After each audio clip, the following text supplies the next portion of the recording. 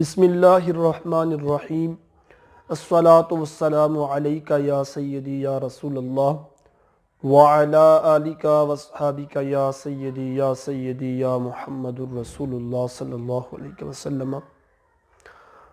اذان کے بارے میں پوچھا گیا کہ اذان نماز کے لیے دینا فرض ہے، اذان نماز کے لیے دینا سنت مبارکہ ہے۔ اگر آپ اذان نہیں دیتے تو نماز تو ہو جائے گی لیکن گناہ گار ہوں گے۔ جو بندے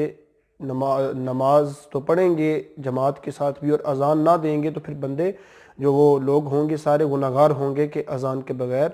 انہوں نے نماز پڑھی، کیونکہ حضور کی سنت ہے اذان دینا۔ اور دوسرا پوچھا گیا کہ اذان کے اندر جو حی علی الصلاۃ اور حی علی الفلاح جب کہتے ہیں تو دونوں طرف سلام کیوں پھیرا جاتا ہے، حی علی الصلاۃ اور حی علی الفلاح کے اوپر؟ دیکھیں جی، حضور علیہ الصلوۃ والسلام آپ کے زمانہ مبارک کے اندر یہ سپیکر وغیرہ نہیں تھے، تو اس وقت مسجدوں کے اندر دائیں جانب بھی سوراخ رکھا گیا ہوتا تھا اور بائیں جانب بھی سوراخ ہوتا تھا، اور یہ جو سلام پھیرا جاتا ہے حی علی الصلاۃ،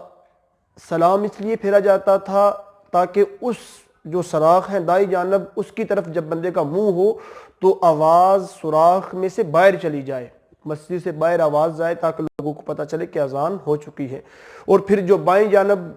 سلام پھیرا جاتا ہے اس طرف منہ کر کے اذان کا حی علی الفلاح پڑھا جاتا ہے، یہ بھی اسی لیے پڑھا جاتا ہے تاکہ اس سوراخ سے بھی آواز باہر چلی جائے تاکہ سب لوگوں کو آواز پہنچ سکے۔